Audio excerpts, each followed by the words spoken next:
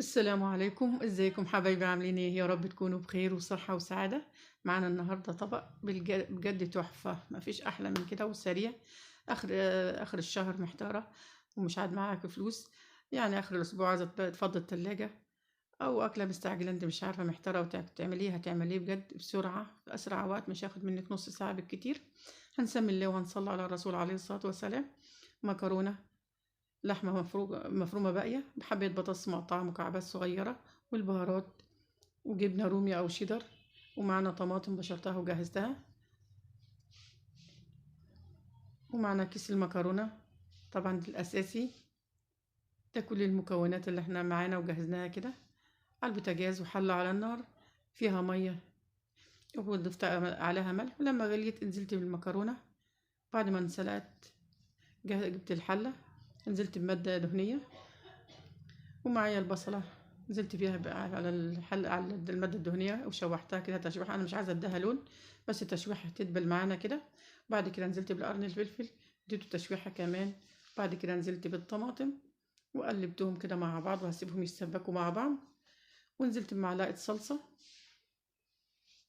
هنقلبهم كده مع بعض. ونزلنا بالبهارات، ملح فلفل أسمر كمون 7 بهارات وبابريكا. ومعانا كده ايه، كده تكون كل حاجة جاهزة معانا، اتسبكت معانا وجاهزة. وطبعا اعملي حساب ان الجبنة هيبقى فيها ملح، فما تكتريش الملح. بعد ما اتشوحت كده نقصت منها حبة كده للبطاطس، وكده بقت معانا ايه التسبيكة جاهزة، ونقصتها للاتنين. هنزل معايا بحبة من الجبنة الرومي، انت عايزة هي جبنة رومي او شيدر بس اللي ممكن تعملي بيها، او ميكس. بس طبعا الموزاريلا طبعا هتعمل معاكي مش ايه، طبعا الموزاريلا الفرن بتبقى احلى. بعد كده انا كنت نسيت السكر، فنزلت بحبة من السكر نص معلقة قسمتهم على الاتنين. بعد كده نزلت بالمكرونة، طبعا المكرونة كانت بردت، نزلت عاملة زي، بس ما تخافيش برضو هتفك، مفيش حاجة ايه، نقدر نسيبها كده واشوحها كده وهقلبها. بس نزلت كمان حبة من مية المكرونة، سلقت المكرونة وبقت معانا كده جاهزة، وشوحتها على النار وجهزتها، وكل الإضافات معايا جاهزة. بعد كده ما تتشوح هنزلها من على البوتاجاز، وهنكمل بقية الطبق.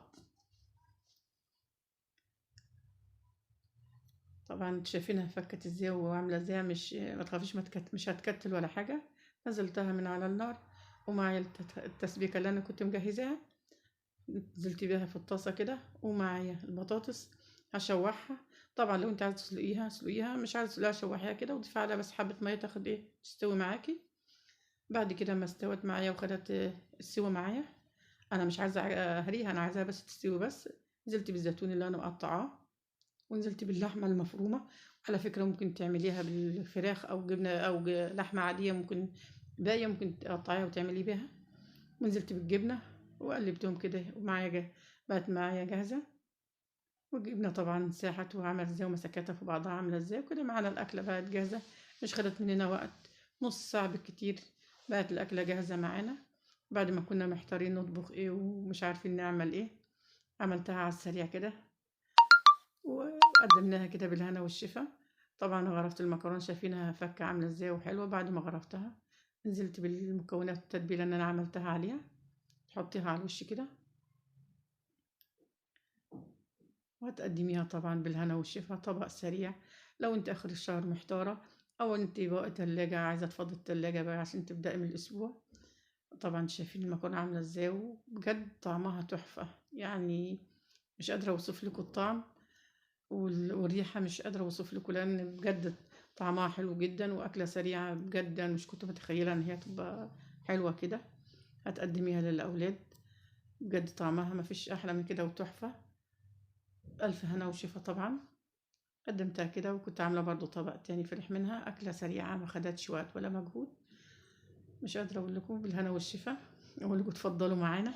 ولو عجبكم الفيديو ما تنسوش اللايك والشير، ويا ريت كده لايكات وتشاركها كتيرة طبعا، لان القناة لسه جديدة. وكده نشوفكم في فيديو جديد، ومع السلامة وباي باي.